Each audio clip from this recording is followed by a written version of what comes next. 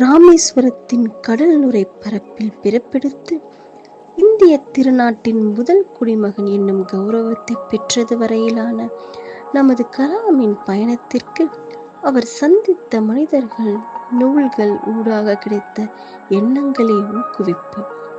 வாய்ப்பு கிடைக்கும் போதெல்லாம் தன்னை மேம்படுத்திய எண்ணங்களை வாழ்த்த தவறியதில்லை அவரது உள்ளம். நெஞ்சு நிமிர்ந்த உழைப்புக்கும் வெற்றிக்கும் தன்னை தயார்படுத்தியதாய் அச்சு காட்சி ஊடகங்களில் கலாம் புலங்காகிதமடையும் எண்ணங்களின் தொகுப்பே ஒரு நூல் உள்ளது.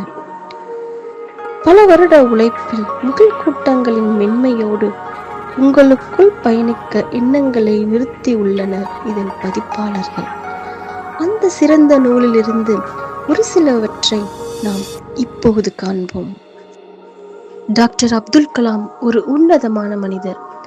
அவரை பிடிக்காதவர்கள் என்பவர் இந்த உலகில் ஒருவர் கூட கிடையாது.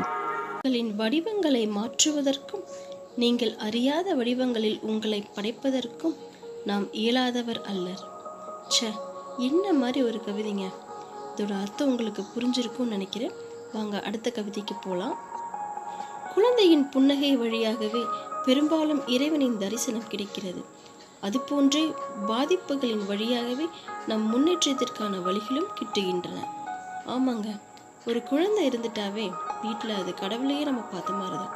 அதே மாதிரி நம்ம வாழ்க்கையில் நிறைய பாதிப்புகளை சந்திக்க தான் நம்ம வாழ்க்கையில் நம்ம ஸ்ட்ராங்காகவும் நம்ம அப்போ தான் ஒரு உறுதியான ஒரு முன்னேற்றத்துக்கு அது வழிவகுக்குங்க.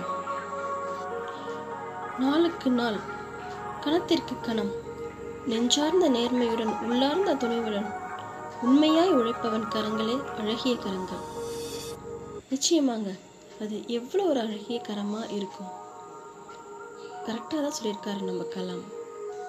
எல்லா நாட்களிலும் தயாராக இருப்பவர்க்கே வாய்ப்புகள் கிட்டுகின்றன.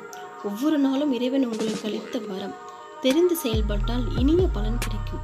ஆமாங்க, நாளைக்குன்னு எதையுமே ஒத்தி போடாதீங்க. என்னைக்கு சான்ஸ் வருதோ அன்னைக்கே பண்ணுங்க. உங்கள் வாழ்க்கை சிறப்பாக இருக்குங்க.